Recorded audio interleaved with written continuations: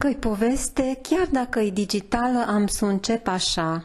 A fost odată ca niciodată, a fost un sat, aproape de pălele muntelui Vlădeasa, pierdut printre dealuri și văi, un sat unde am copilărit și unde am învățat multe lucruri care mi-au rămas în minte și în suflet.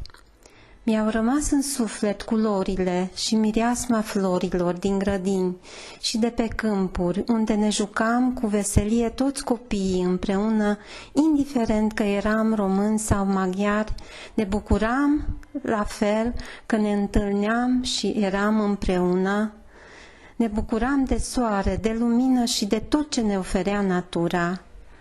Dar cel mai important lucru ce mi-a rămas în minte e respectul cu care ne purtam unii față de alții.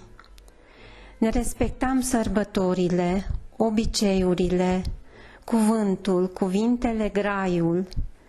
Îi respectam pe părinți, pe oamenii în vârstă, pe vecini, pe profesori, dar ne respectam și noi copiii între noi. Niciodată nimeni nu a fost jignit sau dezaprobat pentru că vorbea altă limbă. Dar copiii de altfel, oriunde și oricând găsesc limbajul comun al jocului, al bucuriei și așa se obișnuiesc apoi să se respecte unii pe alții și mai târziu, bineînțeles dacă sunt îndrumați în acest sens de către părinți. Și noi așa am fost crescuți, să ne respectăm unii pe alții. Ne respectam și sărbătorile, începând cu Crăciunul, când satul acoperit de zăpada albă strălucitoare răsuna de colinzile copiilor și a tinerilor români și maghiari. Ne bucuram și de sărbătorile pascale, de 2 ori pe an, când erau la români și când erau la maghiari, și când fetele îmbrăcau portul frumos popular din zonă, care semăna cu florile din grădini și de pe câmpuri.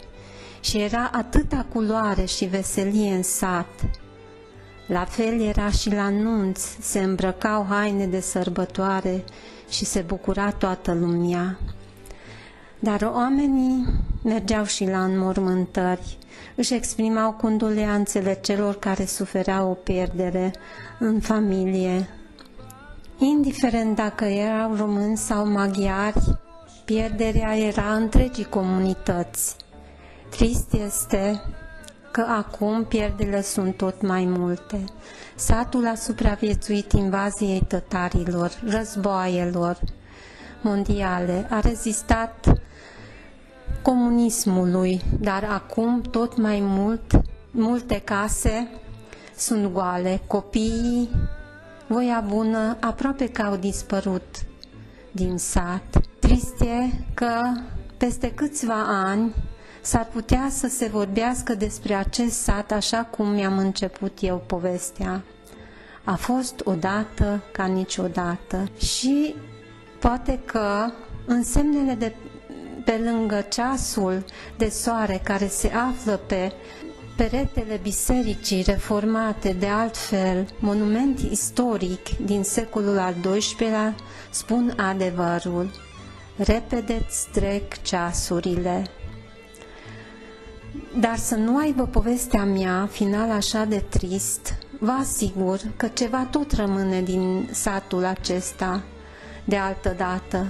Rămâne mireasma florilor din grădini și de pe câmpuri, cerul albastru de primăvară, mirosul zăpezii care vine toamna târzie de pe muntele Vlădeasa. Rămân culorile și mireasma anotimpurilor și a sărbătorilor de altă dată. Toate rămân în sufletul celor care au copilărit acolo și au dus-o cu ei în toate colțurile lumii unde trăiesc acum. Și rămâne păstrat în sufletul și în mintea lor ce e și mai important, respectul față de semeni. Eu sper